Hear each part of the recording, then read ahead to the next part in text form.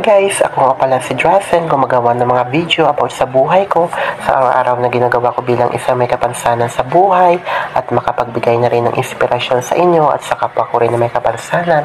At kung na-appreciate nyo yung ginagawa ko sa video, don't forget to subscribe, like, and click the notification bell para maging updated ka sa aking mga susunod na video. Thank you and God bless to all.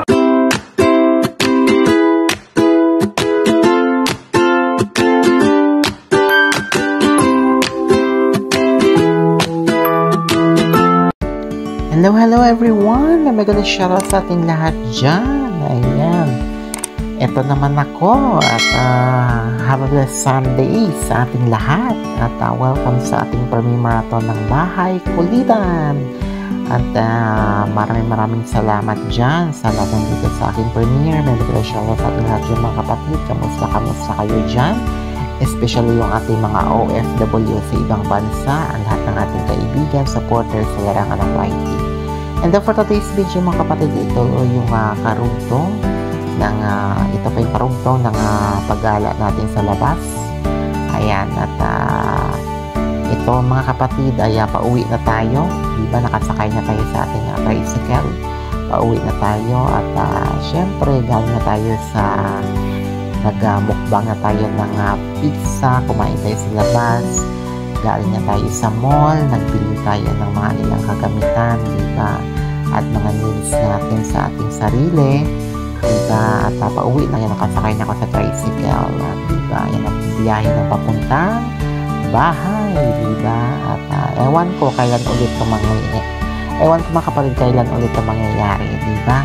Kasi hindi naman natin, pero sinasabi ko naman natin kaya na-experience kung hindi dahil sa inyo. So kaya hanggang nasa labas tayo, gumagala tayo, nilubos-lubosan natin ang ating kasiyahan na makapaggala, diba?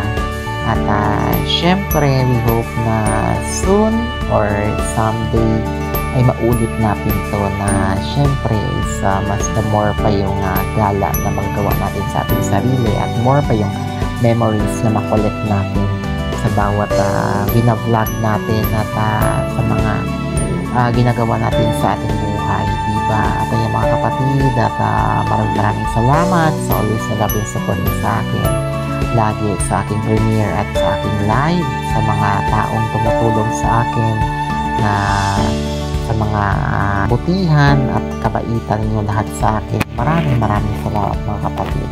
Wala akong masabi sa lahat ng pinapakita niyo sa akin ng kabutihan at tulong na binibigay niyo sa akin. Tulad ng sabi ko, hindi ko man maisukli ang lahat ng binibigay niyo sa akin, kabutihan, pero si Lord ang nakakaalam sa lahat na kung ano yung ibabalik sa inyo at we hope na sobrang-sobra pa yun mga kapatid. So mga kapatid, at pauwi na tayo, diba? At meron na tayong pinigilan tayong bumili pa ako ng tinapay dyan. Dalhin ko kay Lola, diba? Kay Lola, diba? Bilihan natin sila ng tinapay. At paano may dalaman tayo para sa kanila. Mga kapatid, tuloy ang biyahe natin pa uwi ng bahay. Ayan, so medyo matatagal yung ating biyahe, so hindi ko na kinunan pa ng video dahil syempre makaabuti ng isang oras yung biyahe natin. So, sobrang tagal ng premiere natin. Sorry mga kapatid. At tuloy yung takbo ng ating sinasakyan na tricycle. So, hope na syempre at sobrang saya ko dyan mga kapatid. At nakagala ulit ako kasi hindi naman sa lahat ng oras ay nakagala ako at kumakain sa labas. Na-experience mga ganyan na mga experience. Although na dating na-experience natin yan, pero hindi katulad ngayon na madalang na lang. Kasi hindi naman tayo tulad nito na nakakatayo, na merong trabaho. Diba na hindi katulad natin sa mga normal na tao na merong trabaho, na i-provide nila kaagad yung mga needs nila sa kanilang sarili. Pag gusto nilang gumala, makagala. Pag gusto nilang kumain ng ganito, makakain sila kaagad, diba? Kasi syempre meron silang income, hindi tulad natin na bahay lang talaga tayo. Kaya nga diba sabi ko sa inyo, ginawa ko ng full time ng aking pag-YouTube dahil dito lang ako umaasa o nakagbabaka sakali na kapag sumahod ay nakakatulong sa ating sarili at sa ating pangailangan. di ba mga kapatid? At syempre kaya di ba hindi nila halata kahit nangangayat na ako, nagpupuyat, di ba? Pumayat na ako sa kakapuyat, pero wala akong magagawa na nila. Yun ang puhunan natin para syempre matuloy-tuloy natin ang ating pag-vlog at higit sa lahat pag sinahod, pag pinalad na makasahod is malaking tulong sa ating sarili, di ba mga kapatid, sa ating mga needs sa ating sarili, di ba?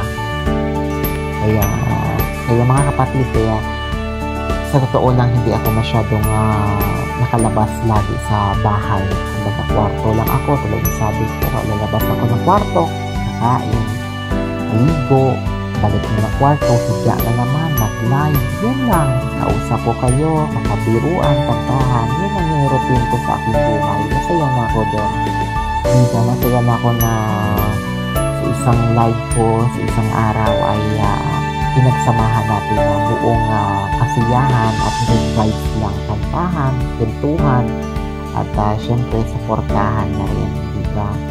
So yun mga kapatid, at sobrang happy ako na nakilala ko talaga kayo at malaking happiness na naidulot sa aking buhay, di ba? So yun mga kapatid, at syempre at sa lahat ng tumutulong sa akin, ayan, especially sa mga members ng Bahay Kulitan at kahit hindi members ng Bahay Kulitan ay meron mga taong kumbaga malalambot na puso na minsan ay nakakatanggap din tayo ng mga blessings na galing sa kanila. Kumbaga nagigulat na lang tayo, hindi lang sa mga live na pinapalipad nila, kundi minsan ay syempre sa mga personal na tulong na binibigay nila sa akin, diba? Kasi ang blessings mga kapatid, kusa yung dumadating, diba? Hindi yan lagi, diba? Hindi yan lagi. Kusa yung dumadating sa ating buhay na hindi natin inaasahan, kumbaga hindi natin ini-expect, diba? Hindi natin, kumbaga unexpected na blessings ang dumadating sa atin. So kaya ganun lang ako kasaya sa tuwing makakatanggap ako ng blessings na galing sa inyo, diba? Kasi sa buong buhay ko mga kapatid, although nandiyan yung pamilya ko, although na hindi lahat ng pangailangan ko ay pwede ko iasa sa pamilya ko, kasi nakikita ko rin kung ano yung kakayahan ng pamilya ko, kung meron sila maibigay sa akin o wala, diba? So minsan kailangan talaga natin magtiis, diba? Nandun na yung ating puhunan sa ating buhay, kundi ang magtiis, diba? Kasi ang mahalaga is makakayanan natin magbuhay sa araw-araw, lumalaban tayo ng tatas sa ating buhay, diba? Hindi tayo nawawala ng pag-asa, hindi tayo sumusuko. Kumbaga, kung ano lang yung agos ng buhay sa araw-araw na dumarating sa atin is nakikisabay na lang tayo, diba? May blessings mo na wala, tuloy ang buhay, tuloy ang kasiyahan, diba? Kaya maraming salamat mga kapatid, kaya gano'n naman ako kasaya sa mga tumutulong sa akin, sa kaya nakatanggap ako ng blessings, especially sa mga binibigay niyo sa aking live, sa kaya nagpapalipad kayo. Malaking tulong niyo mga kapatid, kahit piso. Sabihin natin kahit piso pa yan o kahit isang duling pa yan mga kapatid, pag binibigay niyo sa isang tao, galing sa puso niyo, malaking tulong na yun, diba? Kasi ang pagtulong sa kapwa, hindi nasusukat, malaki man o maliit, kung tumulong ka sa iyong kapwa, diba? Ang mahalaga is nakatulong ka at alam mo nga doon napupunta sa kanyang pangailangan, diba mga kapatid? Kaya sobrang thankful talaga kung nakilala ko kayong lahat. Kaya maraming salamat mga kapatid. Hanggang dito na yung aking pag-vlog at pag-kwento. Ayan, mabuhay tayong lahat at marami tayong pagsasamahan sa sala ng YT until the end. At good vibes lang tayo lagi mga kapatid. At be happy always sa YT. So hanggang dito na mga kapatid. And God bless always sa ating lahat. Maraming salamat sa Bahay Kulitan, sa ating sister teams sa Bahay Kulitan, especially sa ating Kuya Master Worm, at sa mga admin, sa mga viewers ko, supporters, and YT friends. Maraming salamat and God bless always sa ating lahat. God is great. Yahoo!